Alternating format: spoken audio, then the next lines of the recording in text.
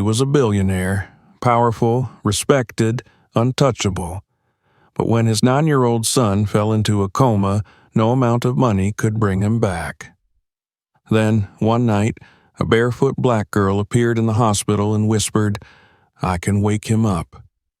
What happened next is something no science could explain. This is not just a story. This is a reminder that some miracles come with no explanation, just faith, love, and a voice in the dark. If this story moved you, don't forget to subscribe for more powerful, true-inspired tales. And drop a comment. Where are you watching from? We'd love to know your city or country. Together, let's keep the light shining. The day it happened began like any other. Grayson Miller stood at the marble kitchen island of his 3-story home in the hills outside Los Angeles, sipping black coffee while scrolling through stock updates on a slim silver tablet. His son, Jaden, 9 years old, sat at the breakfast table a few feet away, humming to himself as he carefully arranged blueberries into a smiley face on his pancakes. It was a familiar morning routine, comforting, predictable. The sun was rising behind the floor-to-ceiling windows, casting a golden glow over the white and glass interior. Soft jazz floated from hidden speakers. A housekeeper adjusted the pillows on the couch. Security cameras blinked quietly in their corners.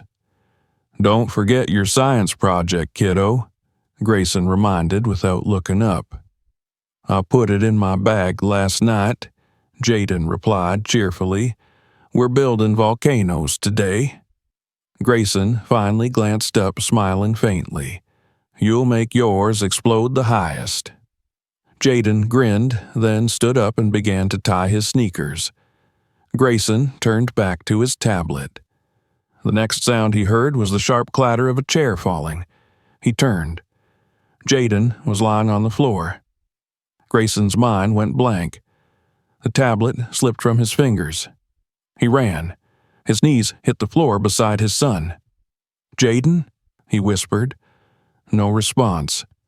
The boy's eyes were closed. His face had gone pale. There was no tremble, no twitch, only a stillness that screamed louder than any sound. "Call an ambulance," Grayson barked to the housekeeper, who was already dialing. He lifted Jaden's tiny body into his arms, feeling the lifeless weight, the slack head against his shoulder. He had no idea how he made it down the stairs, into the driveway, or into the back of the paramedics' van. Everything blurred. Sirens, flashing lights, people in uniforms asking questions he couldn't answer. Jaden never woke up on the way to the hospital. The diagnosis came quickly and yet told him nothing. Acute cerebral failure, the lead neurologist said. A sudden and complete disruption in neural activity. It's exceedingly rare in children without pre-existing conditions. "What caused it?" Grayson asked, voice hoarse. The doctor's expression darkened. "We don't know." They ran tests, scans, blood work, a full toxicology report. Jaden's body was intact. No trauma, no infection, no tumor, but his brain, the bright, beautiful, curious mind that made up Jaden, had gone dark. Completely. Quiet. He was placed in a medically stabilized coma in room 412 of the private neurology wing. Machines monitored every beat, every breath. Wires crawled out of his scalp. A ventilator hissed beside the bed. Grayson did not leave his side. In the days that followed, Grayson summoned the best minds from across the world. Pediatric neurologists from Zurich, cognitive specialists from Tel Aviv, an experimental AI diagnostics team from Tokyo. If someone had a theory, Grayson flew them in. If someone had a treatment, he wrote the check.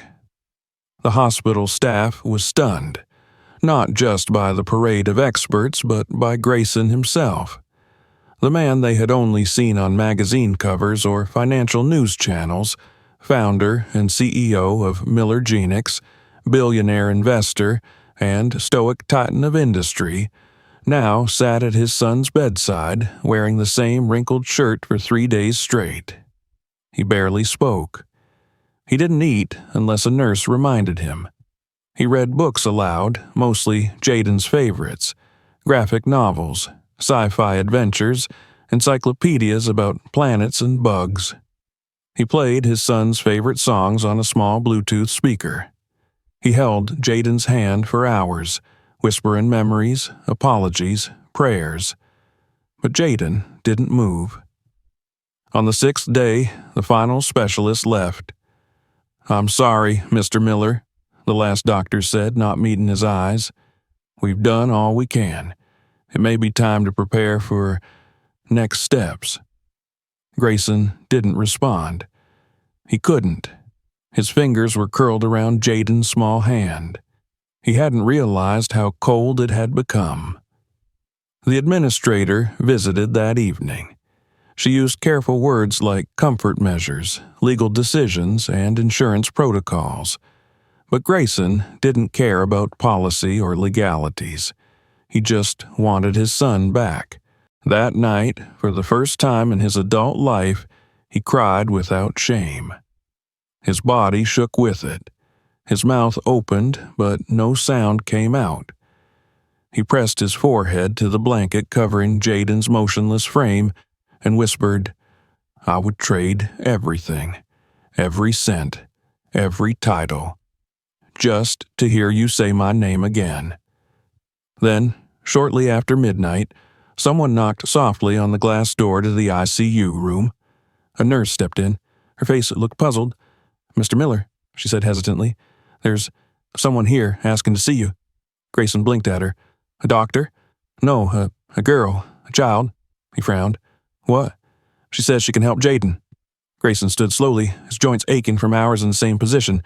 He followed the nurse down the hallway, past humming machines and quiet nurses' stations. In the waiting area sat a barefoot black girl, maybe 10 years old. Her skin was dark and dusty. Her dress was torn at the hem. Her hair was unbrushed but tied with a faded yellow ribbon. She sat still, not scared, not shy, just still, like she had been waiting for hours and always knew someone would come. She looked up as Grayson approached. "You're his dad," she said. "I am," he said, too stunned to say more. "Who are you?" "My name's Naya," she said, "and I can wake 'em up." He stared at her. She didn't blink. He almost laughed, but something about her expression stopped him. There was no arrogance, no childish bluffing, just calm certainty. "This isn't a joke," he said quietly. "This is my son's life." "I know," Naya replied. "That's why I'm here. You're a little girl. Sometimes it takes someone small to reach a heart that's too big." Grayson looked around. "Where are your parents?" She didn't answer. "I'm calling security," he muttered. "They won't come," she said. He paused. "Why not?" "Because they already know I'm not here to hurt anyone." Grayson turned back to the nurse. She looked pale. "She didn't come through the main entrance," the nurse said. We don't know how she got in." Something cold moved down Grayson's spine. He looked at Naya again. "What do you want?" he asked. "Just a moment," she said, to sit beside him. "Why?" "Because his ears are closed," she whispered, "but his soul is listening, and it needs to know it's safe to come home." For a moment, Grayson considered every reason to say no. She was a stranger, a child. There was no logic in this, but there was also nothing left. The doctors had failed, the machines had failed, science had failed. And yet, this girl stood barefoot in the cold hallway, staring at him with a depth beyond years, beyond comprehension. Her presence felt like a held breath, like something sacred just outside the edge of reason. He nodded once. "Okay." Naya stood and followed him back to the ICU room. She walked softly, like someone who knew how to move among fragile things. At Jaden's bedside, she didn't speak. She didn't touch him. She simply stood beside the bed, closed her eyes, and whispered something too quiet to hear. Then she turned to Grayson. "Now, you," she said. "What?" "You're here. But he doesn't know why. I'm his father. You're his protector. But you haven't told him your truth." Grayson stared. "He needs more than your presence," Naya said gently. "He needs your heart." Grayson's lips trembled, his hands clenched. Then, barely audible, he said, "I wasn't paying attention." Silence.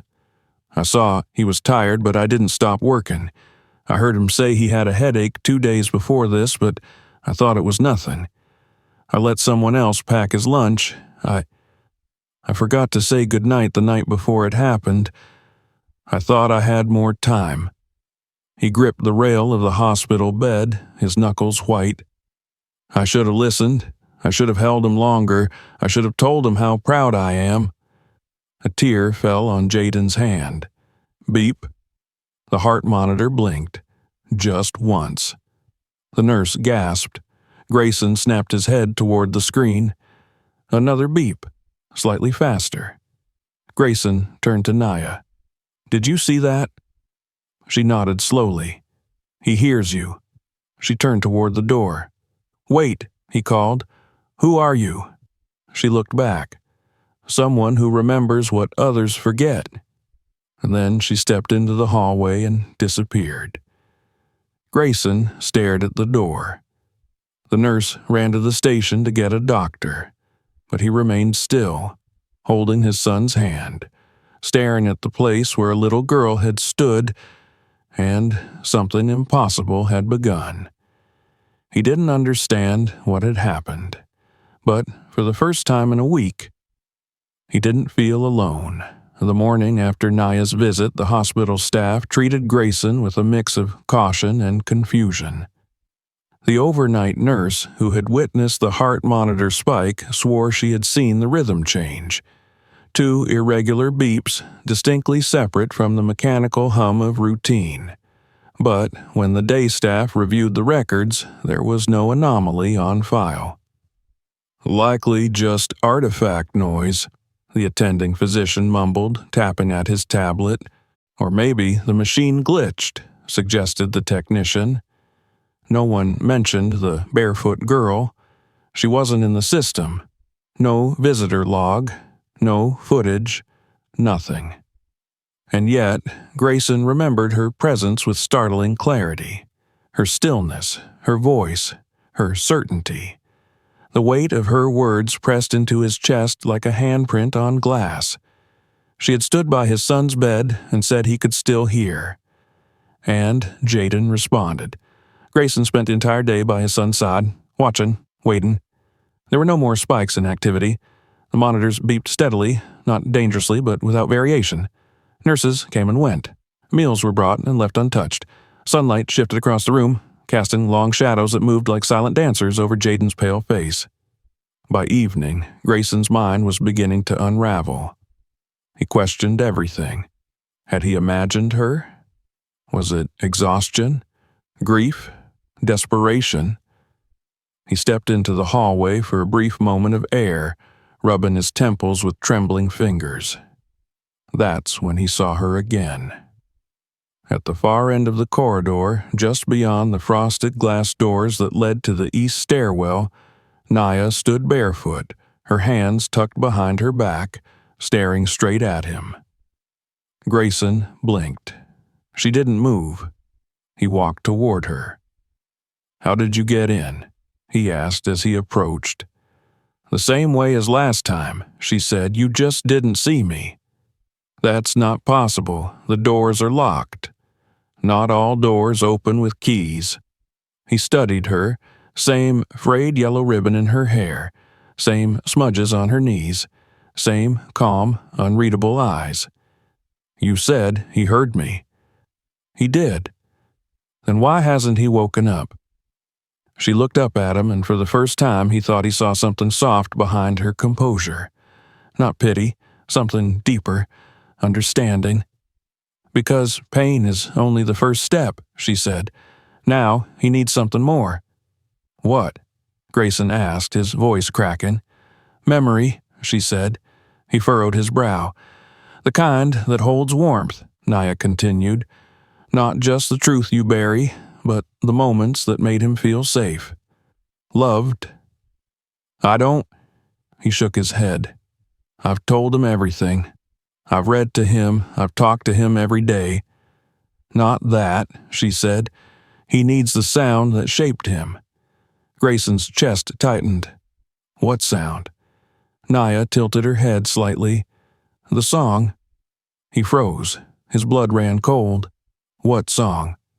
The one his mother used to sing. Grayson's legs nearly gave out. He gripped the railing of the hallway wall. I don't remember it, he whispered. Yes, you do, Naya said gently. Not with your head, with your heart. They returned to Jaden's room in silence. Grayson sat at the edge of the bed while Naya stood quietly by the monitors. The hum of machines buzzed in the background, soft and constant. Grayson stared at his son's face, pale beneath the medical tape and oxygen tubes. He tried to summon something, anything, from those early years. The lullabies, the bedtime rituals. But the truth was, after his wife's death, he had buried those memories so deep he wasn't sure they were still real. I can't, he said aloud. Yes, you can, Naya replied. Close your eyes. He did. For a long time he heard nothing, only the sounds of the present, the beeping, the air purifier, the static of distant footsteps. And then, a whisper in memory. A night lamp shaped like a giraffe. A rocking chair. His wife's voice, barely audible over the patter of rain on the window. There's light in the shadows and stars in the rain. Grayson's lips parted. The words came unbidden. Hold on, little dreamer. You'll fly once again. His voice cracked. He opened his eyes. Naya nodded. That's it. He looked down at Jaden. The boy hadn't moved, but something in the air felt different. Like the space between the walls had thickened, like the room was holding its breath. So Grayson began again. He sang softly, trembling. There's light in the shadows and stars in the rain. Hold on, little dreamer. You'll fly once again. On the second verse, the heart monitor blipped, faster, not erratic, not dangerous, responsive. Grayson's voice faltered. Keep going, Naya whispered. He did. He sang the verse over and over, and with each repetition, the machines responded. Brain activity, once flat, showed flickers of movement. The nurse on duty entered, her mouth agape. He's stabilizing, she whispered. He's hearing it, Naya added. By midnight, Jaden's breathing had changed. Still assisted, but deeper, less mechanical. The color in his cheeks had shifted. Subtle, but there. Grayson sat back in the chair, drained. How do you know all this? He asked. Naya looked at the boy. Because I've been where he is. Grayson turned to her. I was sick once, she said. Alone. Scared. I waited in the dark for someone to come. But no one did. No voice. No songs. Silence filled the room. I promised, she said, barely audible, that if I ever got out, I'd go back and be the voice I never had. Grayson's throat tightened. You're just a child, he said. No, she said, I'm a reminder. Later that night, Grayson stepped into the hallway to breathe. The corridor was empty. When he returned, Naya was gone. He checked with the nurses. No one had seen her leave. There was nothing on the cameras. Again. He sat by Jaden's bed, heart racing. The monitors showed steady movement now. Still faint, but consistent. Hope wasn't a dream anymore. It was sound. It was a song. It was coming home. The hospital hallway outside room 412 was quiet the next morning, unusually so. It was the kind of quiet that didn't just suggest rest. It suggested reverence. Inside, Jaden still lay in his hospital bed, but something had changed. The monitors still beeped, the IV dripped steadily, and the air was still thick with the sterile scent of antiseptic. But now, the flatlined fear had been replaced by flickers, faint traces of motion in his brainwaves, subtle changes in heart rate, tiny shifts in his fingers. And most important of all, he was responding to music. Not any music. Not Mozart or machine-generated sound therapy. Not even lullabies sung by nurses trying their best to soothe the room. It was his father's voice. The words, ragged and hesitant, carried more than melody. They carried memory. Grayson had sung the same verse more than a dozen times throughout the night, not because he believed it would make a difference, but because he had seen, for the first time in days, a sliver of response. He didn't sleep, didn't eat, he just sang, even when his voice broke, even when the melody cracked, even when exhaustion blurred the lines of memory, he kept going. There's light in the shadows, and stars in the rain. Hold on, little dreamer, you'll fly once again. At dawn, a new nurse entered. She paused at the doorway, watching. Her name tag read Marla, and she had been working night shifts for 15 years. She knew the rhythms of this place, the ones that came from machines and the ones that came from people. And what she saw now sent chills through her arms. Jaden's eyelids fluttered. Not open, not fully, but enough. She quietly stepped back out and reported the incident to the charge nurse, who reviewed the monitor history. Increased responsiveness, brainwave activity, oxygen saturation improved, but nothing in the official protocol accounted for the method. "What's causing the neurological shift?" asked the attending physician, baffled. No one had an answer. No new medication had been administered. No surgical procedure had occurred. Only a man, a song, a voice. By midday, hospital rumor had already started to swirl. Room 412 became a quiet topic of conversation between staffers. The billionaire whose son had gone into a coma, and the mysterious barefoot girl who had entered without being seen, whispered something and left without a trace. They called her the Whisper. Some thought she was part of a hallucination brought on by grief. Others said she might have been a trauma survivor with unusual gifts. A few, mostly orderlies and custodians, said nothing, just nodded slowly when her name came up. But Grayson didn't care what they believed. All he cared about was the next time she would come. That evening, as the sky outside turned to pale gold, she did. He didn't hear her arrive. One moment the room was still, and the next she was standing at the foot of the bed. Same yellow ribbon, same quiet composure, bare feet. "You came back," he said. "I said I would." He stood quickly, too fast, and caught himself on the edge of the bed. He hadn't realized how weak his body felt, but seeing her again brought a wave of warmth and relief. "He's improving," Grayson said.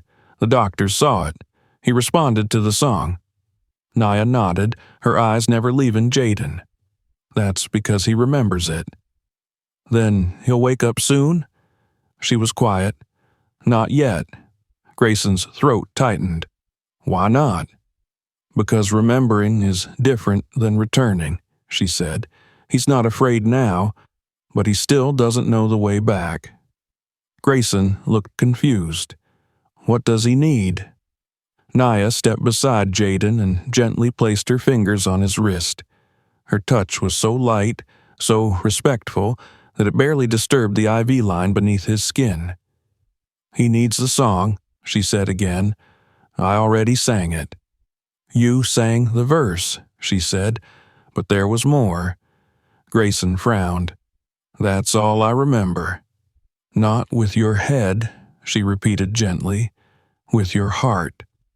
Grayson sat down slowly, heart racing. He closed his eyes, and this time he went deeper. He didn't think. He remembered. He let himself fall into the old rhythms of his home before tragedy fractured everything. A memory emerged, soft and warm, of Jaden as a toddler, resting against his mother's chest. The glow of a nightlight. Her voice humming not just the verse, but a second line he hadn't heard in years. It wasn't lyrics. It was a melody she made up. A hum weaving through the air like smoke, light, steady, wrapping around the words. Grayson opened his mouth and tried it. The sound came rough at first, then clearer. Da-da, shh, shh. Jaden's eyelids twitched again. A nurse gasped quietly from the doorway.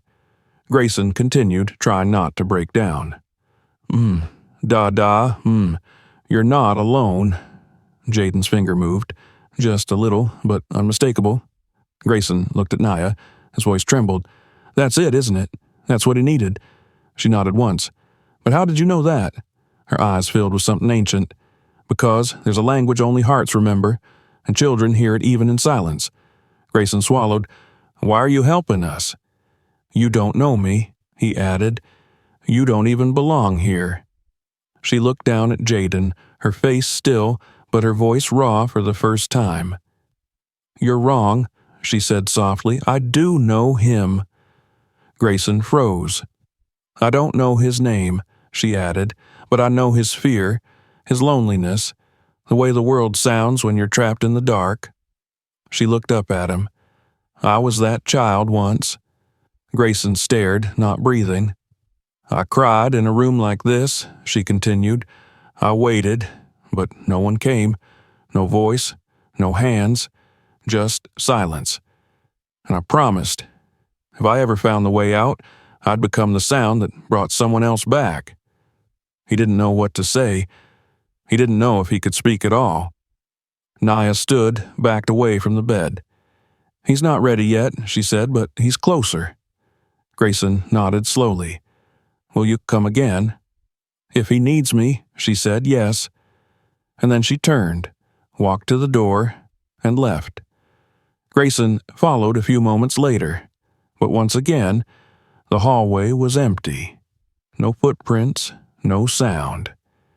He checked with the front desk. No one had signed in. Security cameras showed nothing but static during the minutes she was present. He returned to the room. Jaden's fingers were curled ever so slightly around the edge of his blanket, and Grayson knew. It wasn't over, but it had begun. 3 days passed, and every day Grayson sang. He sat beside Jaden's hospital bed, sometimes upright in the stiff chair, sometimes curled at the edge of the mattress, his voice worn, his lips cracked, but the melody never faltering. It no longer mattered whether the notes were perfect or whether the nurses were watching. The song wasn't performance. It was a bridge.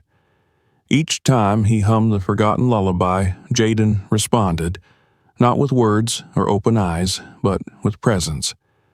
The monitors told a story now, not flatlined indifference, but gentle shifts, patterns in brain activity, rhythms in his breathing. Every note pulled his son closer from wherever he was floating. And though the doctors still called it medically impossible, they couldn't deny what they were witnessing. "It's uncharted territory," Dr. Carr said, glancing again at the EEG. "Spontaneous neural reintegration is the only term I can give you, but it's not clinical." Grayson smiled faintly. "Doesn't need to be." He had stopped asking where Naya came from, stopped trying to find footage or force logic into something that existed outside of science. She came when Jaden needed her. She left when he didn't. And Grayson had begun to understand something simple, profound, and terrifying. Jaden wasn't just coming back because of a song. He was coming back because his father had finally chosen to be there, not in body alone, but in truth. Not the powerful billionaire, not the efficient problem solver, just a man who loved his child.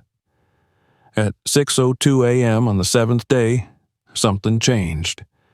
Grayson was humming the second verse, the one his wife used to sing in the dark after bad dreams, when Jaden's hand moved again. This time, it wasn't a reflex or muscle twitch. It reached. His fingers, pale and slender, curled toward Grayson's and wrapped around them. Grayson's heart nearly stopped. "Jaden?" he whispered. The boy didn't respond, but the contact held, and then, like a whisper in the quiet of the universe, Jaden's lips parted. A breath came, shallow, uncoached, and a sound escaped. "Dad." Grayson fell forward, burying his face in the sheets. He wept, not quiet, dignified tears, but open sobs from a place deep inside him, a place that had been sealed for too long. He gripped his son's hand, pressing kisses into his palm. "I'm here," he said, voice breaking. "I never left. I'm here." The nurse ran into the room, gasping at the sight. Jaden's eyelids fluttered, then opened, blinking slowly, adjusting to the light. His voice came again, softer. "Where's the girl?" Grayson stiffened. "You saw her?" Jaden nodded slowly. "She was there, in the dark. She held my hand." Grayson couldn't breathe. "She told me," Jaden murmured, "that you were waiting, that you were singing. She told me to follow the song." He closed his eyes again. "She said her name was Naya." Later that afternoon, Jaden fell into a peaceful, natural sleep, no machines required. His vitals were stable, his breathing even. His recovery, according to the doctors, was beyond explanation. They documented everything with disbelief and caution. "There's no drug on earth that could have done this," one muttered. And yet, Grayson didn't argue. He just smiled and held his son's hand. He left the hospital briefly that evening, the first time in over a week, to walk beneath the pale sky. The world felt different now, softer, slower, full. He passed a convenience store, a bakery, a park, the same places he had rushed past before, too busy to notice. Now every sound, every smell, every color felt vivid, precious. On a whim, he bought a notebook, one with blank pages. He carried it under his arm like a promise. When he returned to the hospital, something was taped to the glass window of Jaden's room. A folded note, written in crooked blue ink. It hadn't been there before. He opened it. "Sometimes the healing comes before the waking. Don't stop singing." Naya Grayson held the paper against his chest and smiled. News of Jaden's recovery spread through the hospital like wildfire. Doctors gathered outside his room. Nurses cried. The phrase "spontaneous recovery" was scribbled across forms and files, underlined with confusion. But no one could answer the central question: how? How does a child in a complete neural shutdown wake with no medical intervention? Grayson had the answer, but he knew they wouldn't understand. It wasn't about miracles in the lightning strike sense. It was about something quieter, deeper. It was about showing up with your whole heart and singing anyway. Jaden improved quickly. Physical therapy was challenging at first. His muscles were weak, his balance uncertain. But he had something stronger than strength. He had will. Each time his knees gave out or his fingers trembled, he whispered her name. Naya. Each time he hesitated at a therapy step, he hummed the melody. Not the one his father taught him. The one she had sung in the dark, holding his hand. Grayson watched him one day as he drew pictures during a music session. Jaden sketched a girl with bare feet, hair tied in a ribbon, holding a lantern near a hospital bed. "She told me," Jaden said without looking up, that lanterns don't burn out if they're made of hope. Grayson had to turn away to hide his tears. 3 months later, Jaden danced. Really danced, in a sunlit room full of music, crayons, and laughter. The studio belonged to a new program Grayson had founded, Second Light, an art and music center for children navigating trauma, illness, or grief. He had sold the family's mountain house, sold 3 sports cars, even walked away from Millergenics, stepping down as CEO. People thought he had lost his mind. He knew he had finally found it. Second Light's first mural was painted by Jaden. It showed a small girl holding a star in her hands, kneeling beside a sleeping boy. Below it, in big blue strokes. She didn't have shoes, but she knew the way. Eventually, the media came calling. They wanted interviews, video features, books, a film deal. Grayson gave one interview and said one thing. She didn't cure him, he said.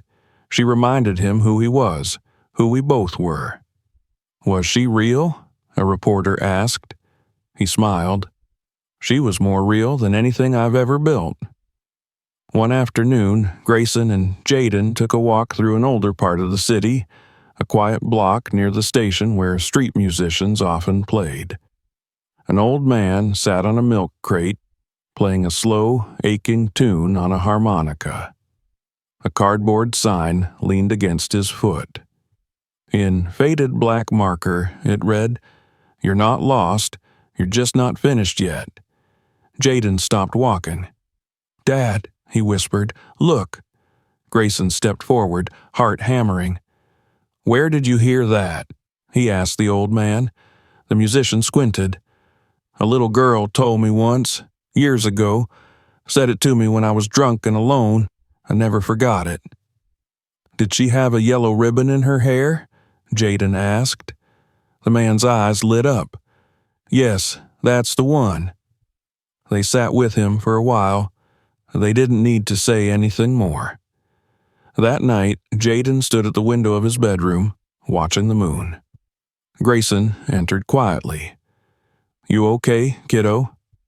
Jaden nodded. "I was just thinking." "About her?" Jaden nodded again. "What if she finds another kid who's lost, like I was? What if they're scared?" Grayson crouched beside him. "Then I hope someone is singing." Jaden turned. "We should teach people to sing, Dad." Grayson smiled. "How?" "Like the whole world, on YouTube, on rooftops, at bedtime, in the dark." Grayson pulled him into a hug. "Then we will." And they did. They started a small video channel, Naya's Light. Jaden told his story, shared drawings, sang with his dad, no auto-tune, no production, just voices, trembling with love. It spread. 2 million views in a month, 10,000 messages from children, teens, inmates, ICU patients. Each one ended the same way. "I thought I was lost, but maybe I'm just not finished yet." On the anniversary of his awakening, Jaden stood on a stage at Second Light. He held a microphone with both hands, legs shaken, but his voice steady. He sang her song, and in the very back row, barefoot, in a dusty coat, a girl with a yellow ribbon smiled, then disappeared. No one saw her go. No one heard a door. But Jaden knew, and that was enough. Miracles aren't always thunder and lightning. Sometimes they're footprints no one sees. Sometimes they're lullabies no one recorded. Sometimes they're a voice in the dark, or a barefoot girl showing you the way back home. If this story touched your heart, help us share its light. Subscribe for more powerful stories that remind us of what truly matters. Leave a comment and let us know. Have you ever heard a voice in the dark when you needed it most? And remember, you're not lost. You're just not finished yet.